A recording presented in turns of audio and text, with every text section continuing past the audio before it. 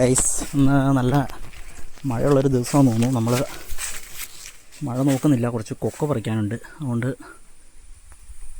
കൊക്ക പറിക്കാനായിട്ട് ഇറങ്ങിയേക്കുവാണ്.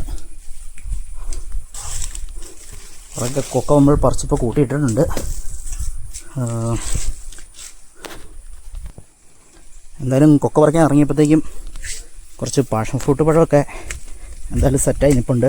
മഴയാണേലും വലിയ കുഴപ്പമില്ല. Passion fruit നല്ല മധുരമുണ്ട്. തൽക്കാലം അത് ഒരെണ്ണം പൊട്ടിച്ച് നിന്നിട്ട് നമുക്ക് പണി തുടങ്ങിയേക്കാം.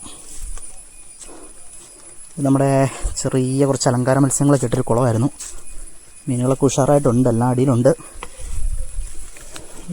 കിണറിൻ്റെ കയറും പൊട്ടിപ്പോയി. മഴയായപ്പോഴത്തേക്കും ഫുള്ള് വെല്ലുവിളികളാണ് നമുക്ക് ചുറ്റും. എല്ലാം ക്ലീനാക്കാനായിട്ട് കിടക്കുവാണ്. മഴ പെയ്തപ്പോഴത്തേക്കും ഫുള്ള് കാട് പിടിച്ച് കിടക്കുവാണ്. ഓടിപ്പോൾ വലിച്ചിടാനും പറ്റത്തില്ല.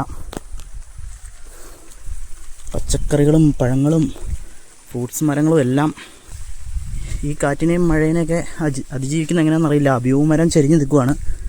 ഇനിയിപ്പോൾ ഒന്ന് പകുതിക്ക് വെച്ച് വെട്ടിവിടണം. നമ്മുടെ പുലാസാനൊക്കെ കായ്ച്ച് നിൽക്കുന്നുണ്ട്. പുലാൻസാൻ്റെ കായ പിടിക്കുമോയെന്നറിയില്ല, കായ്ച്ചിപ്പുണ്ട്. നമ്മുടെ ലിച്ചിമരമാണ് ഈ കിടക്കുന്നത്.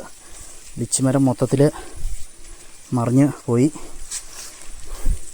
ചെറിയൊരു പടതക്കുളമായിരുന്നു. അപ്പോൾ കഴിഞ്ഞ ആഴ്ച നമ്മളൊന്ന് മീനൊക്കെ പിടിച്ച് ഒന്ന് ക്ലീൻ ചെയ്തിട്ടാണ്. കുറച്ച് കുഞ്ഞു മീനുകളൊക്കെ ഉള്ളു. ഇപ്പം കൊക്ക പറിക്കാൻ ഇറങ്ങുമ്പോൾ നമുക്ക് ഏറ്റവും വലിയൊരു വെല്ലുവിളി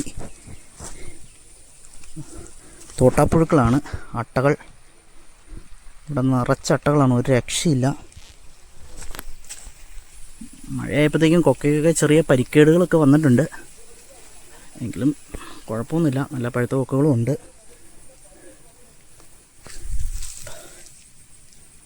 അട്ടകൾ ഒരു രക്ഷയില്ല. നിങ്ങൾക്ക് കാണാൻ പറ്റുന്നുണ്ടെന്ന് വിചാരിക്കുന്നു.